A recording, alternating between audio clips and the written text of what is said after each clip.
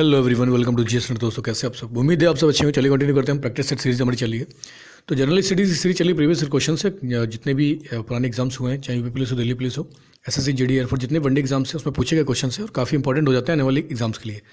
आने वाले जितने भी वनडे एग्जाम्स हैं उनके लिए बहुत ज़्यादा महत्वपूर्ण हो जाएंगे। तो चलिए कंटिन्यू करते हैं सीरीज़ को। पहला क्वेश्चन हम देखते हैं कि निम्नलिखित में से कौन सा सही सम्मिलित नहीं है। तो इनमें से कौन सा सही सम्मिलित नहीं है? तो गौतम बुद्ध के बारे में यहाँ पर दिया गया है 4 प्रमुख चीज़ें जो उनके जन्म के समय घटित हुई थी। तो क्या जन्म का जो जन्म स्थान गया है, तो जन्म स्थान गया नहीं है, ठीक है, ध्यान रखेंगे, यही सही नहीं है। बाकी महाभिनिष्क्रमण, कपिलवस्तु, धर्मचक्र परिवर्तन, सारनाथ वाला पहला उपदेश दिया था, उसे धर्मचक्र परिवर्तन बोले कहते हैं। महापरिनिर्वाण, उनकी मृत्यु मतलब कहाँ हुई थी? कुशीनगर में। तो जन्म कहाँ हुआ था? लुम्बिनी में। तो वन का ए इज द राइट आंसर हो जाएगा, ठीक है, ध्यान रखेंगे। महाभिनिष्क्रमण मतलब जो उन्होंने गृह त्याग किया, तो इस तरीके से उनके जो जीवन था उनसे जुड़ी हुई 4 प्रमुख चीज़ें थी। तो वन का ए इज द राइट आंसर हो जाएगा कि उनका जन्म गया में नहीं हुआ था। नेक्स्ट हमारा क्वेश्चन है कि बौद्ध धर्म की शाखा में मंत्र और हठयोग तांत्रिक चारों की प्रधानता दी गई है। तो मंत्र और हठयोग जो आता है बौद्ध धर्म की शाखा में, वो किस शाखा में आता है? वो आता है आपका वज्रयान। तो वज्रयान शाखा में यहाँ पर तंत्र, मंत्र और जो हठयोग है उसके बारे में दिया गया है। बाकी हीनयान और महायान, हीनयान और महायान के बीच में एक डिफरेंस बताइए कि कौन सा एक प्रमुख डिफरेंस है जो हीनयान और महायान के बीच में होता है। तो 2 का सी इज द राइट आंसर हो जाएगा हमारा। नेक्स्ट हम देखते हैं कि ब्राह्मण ग्रंथों में सर्वाधिक प्राचीन ग्रंथ कौन सा है। तो ब्राह्मण ग्रंथों में सबसे जो प्राचीन ग्रंथ है वो कौन सा है? वो शतपथ ब्राह्मण है। तो शतपथ ग्रंथ जो है ना वो सबसे प्राचीन है ब्राह्मण ग्रंथों के अनुसार। अच्छा, ब्राह्मण ग्रंथ कितने हैं? जल्दी से कमेंट करके बताओ, ठीक है। और गोपथ जो है ना, गोपथ किसका ब्राह्मण ग्रंथ है और पंचविश किसका ब्राह्मण ग्रंथ है, ये भी कमेंट करके बताओ। तो 3 का 20 राइट आंसर हो जाएगा। नेक्स्ट हम क्वेश्चन देखते हैं किस वेद की रचना गद्य और पद्य दोनों में की गई है। तो कौन सा ऐसा वेद है जिसकी रचना गद्य और पद्य दोनों में है? तो ये है यजुर्वेद, ठीक है, ध्यान रखेंगे। ऋग्वेद में गायत्री मंत्र का उल्लेख दिया गया है, किसकी स्तुति में गाया गया है? सविता की स्तुति में गाया गया है।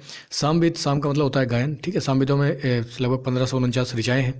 अथर्ववेद की रचना किसने की थी? ऋषि अथर्वम ने, और उसमें तंत्र मंत्र जितनी भी साधनाएं उसके बारे में दिया गया है। तो 4 का सी इज द राइट आंसर हो जाएगा हमारा। नेक्स्ट हम क्वेश्चन देखें कि अशोक को किस लघु शिलालेख और में बुद्ध शाक्य और अशोक नाम मिलता है। तो अशोक का जो बुद्ध शाक्य कहा गया है और उसका नाम जो अशोक मिला है, ये कौन से शिलालेख में मिला है? तो ये मास्की।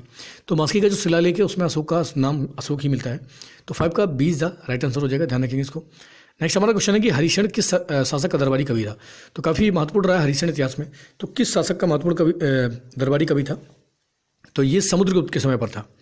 भारत का नेपोलियन भी बोलते हैं समुद्रगुप्त, और हरिशण समुद्रगुप्त के समय का ही दरबारी कवि था, ध्यान रखेंगे, ठीक है। 6 का 20 द राइट आंसर हो जाएगा हमारा। नेक्स्ट हमारा क्वेश्चन है कि निम्नलिखित में से किसने सर्वप्रथम दक्षिण सत्ता की स्थापना की थी। तो दक्षिण भारत में जो सत्ता है उसकी स्थापना करने वाले कौन थे? तो क्या कौन थे? ये सातवाहन। तो सातवाहनों ने सबसे पहले दक्षिण सत्ता की स्थापना करी थी, इसको ध्यान रखेंगे, ठीक है। दक्षिण में अपनी सत्ता की स्थापना करने वाले जो पहले शासक थे वो कौन थे? सातवाहन। तो 7 का सी इज द राइट आंसर हो जाएगा हमारा। नेक्स्ट हमारा क्वेश्चन है कि पुलकेशिन द्वितीय की ऐहोल प्रशस्ति का लेखक कौन है। तो ऐहोल अभिलेख जो प्रशस्ति है उसका ऐहोल अभिलेख जो है ना पुलकेशिन द्वितीय से ही संबंधित है। और ऐहोल प्रशस्ति का लेखक कौन था? तो ये था आपका रवि कीर्ति। तो रवि कीर्ति ने ऐहोल प्रशस्ति को लिखा है, बहुत बार एग्जाम में इसको बार बार रिपीट किया गया। तो 8 का B is the right answer हो जाएगा हमारा। नेक्स्ट हमारा क्वेश्चन है कि दिल्ली सल्तनत का वह सुल्तान कौन सा था जिसने स्थायी सेना रखी। तो दिल्ली सुल्तान का पहला सल्तनत का सुल्तान कौन था जिसने स्थायी सेना रखी थी? ये था अलाउद्दीन खिलजी, ठीक है। लौह रक्त एवं रक्त की नीति बलबन ने अपनाई थी, ठीक है। तो बलबन के अंडर, इल्तुतमिश के अंडर में ही बलबन काम करता था, ध्यान रखेंगे इसको। मोहम्मद तुगलक के बारे में हम डिस्कशन कर चुके हैं। तो 9 का सी इज द राइट आंसर हो जाएगा हमारा। नेक्स्ट हमारा क्वेश्चन है कि हजरत निजामुद्दीन औलिया किस संप्रदाय से संबंधित थे। तो निजामुद्दीन जो औलिया थे ये चिश्ती संप्रदाय से थे, किसे? चिश्ती संप्रदाय से संबंधित थे। तो 10 का ए इज द राइट आंसर हो जाएगा कि हजरत निजामुद्दीन औलिया चिश्ती संप्रदाय से संबंधित थे। आगे बात करते हैं हम। अच्छा, चिश्ती सिलसिला जो था ना, चिश्ती संप्रदाय था, इसकी शुरुआत किस जगह से हुई थी? तो स्थान का नाम बताइए कि किस स्थान से चिश्ती संप्रदाय की शुरुआत हुई थी। नेक्स्ट हमारा क्वेश्चन है कि विजयनगर किस नदी के तट पर स्थित है। तो विजयनगर किस नदी के तट पर है? तो ये आपका तुंगभद्रा नदी। तो तुंगभद्रा नदी के तट पर विजयनगर पड़ता है, ध्यान रखेंगे। और काफ़ी इंपॉर्टेंट हो जाता है विजयनगर साम्राज्य। अच्छा, विजयनगर साम्राज्य की स्थापना किसने करी थी? कमेंट करिए। 11 का सी इज द राइट आंसर हो जाएगा हमारा। नेक्स्ट हमारा क्वेश्चन है कि किस सिख गुरु की हत्या औरंगजेब ने करवाई थी। तो 2 प्रमुख सिख गुरु थे जिनकी हत्या मुगलों के द्वारा करा दी गई थी। तो यहाँ पर पूछा गया कि औरंगजेब के द्वारा किसकी हत्या करवाई गई थी। तो ये थे आपके गुरु तेग बहादुर, ठीक है, गुरु तेग बहादुर। 12 का सी इज द राइट आंसर हो जाएगा। अच्छा, गुरु अर्जुन देव की हत्या किसने कराई थी? कमेंट करो जल्दी से। तो 12 का सी इज द राइट आंसर हो जाएगा हमारा।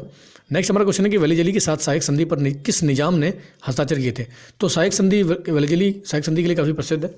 तो किस निजाम ने हस्ताक्षर किए थे? तो ये जो निजाम था इसका नाम था निजाम अली, तो निजाम अली ने वेलिजी के साथ सहायक संधि करी थी और उस पर हस्ताक्षर किया था। तो 13 का A is the right answer हो जाएगा हमारा। नेक्स्ट हम क्वेश्चन देखते हैं कि कौन सा आंदोलन दक्षिण भारत से संबंधित है। तो कौन सा आंदोलन ऐसा है जो दक्षिण भारत से संबंधित है। तो ये है आपका श्री नारायण धर्म परिपालक युगम। तो 14 का D is the right answer हो जाएगा। अच्छा, इसकी शुरुआत किसने करी थी, जल्दी बताओ अगर पता है आपको।